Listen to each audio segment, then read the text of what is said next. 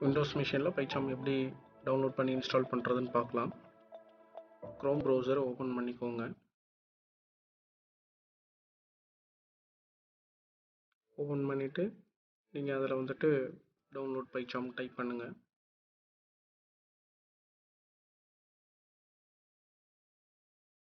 உங்களுக்கு download link open ஆகும். அதில் அந்த ஃபஸ்ட் லிங்கை செலக்ட் பண்ணிக்கோங்க. அது அஃபிஷியல் சைட்டு. இங்கே வந்து பார்த்தீங்கன்னா உங்களுக்கு கம்யூனிட்டி எடிஷன், ப்ரொஃபஷனல் எடிஷன் ஒன்று இருக்கும்.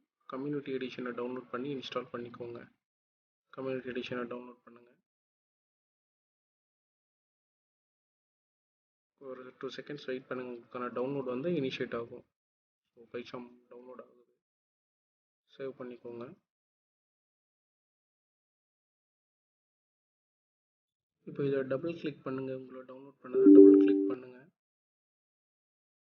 டபுள் கிளிக் பண்ணிங்கனாக்கா உங்களுக்கான இன்ஸ்டலேஷன் வந்து ஸ்டார்ட் ஆகும். ஸோ இங்கே வந்து பார்த்தீங்கன்னா எல்லா செக் பாக்ஸையும் செலக்ட் பண்ணிக்கோங்க. நெக்ஸ்ட் கொடுத்து நெக்ஸ்ட்டு தான் இன்ஸ்டலேஷன் வந்து ஸ்டார்ட் ஆகிடும்.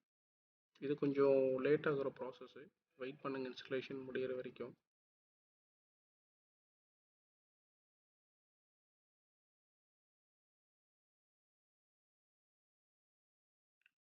செட்டப் முடிய போகுது. இங்கே வந்து பார்த்தீங்கன்னாக்கா நீங்கள் வந்துட்டு அந்த இடத்துல ரீபூட் நவுன்னு கேட்டிருக்கோம். ரீபூட் நவ் கொடுக்காதீங்க, லைட்டாக கொடுத்துக்கோங்க. ஸோ நம்ம வந்துட்டு இன்ஸ்டாலேஷன் முடிஞ்சு திரும்ப ரீஓப்பன் பண்ணுறோம்.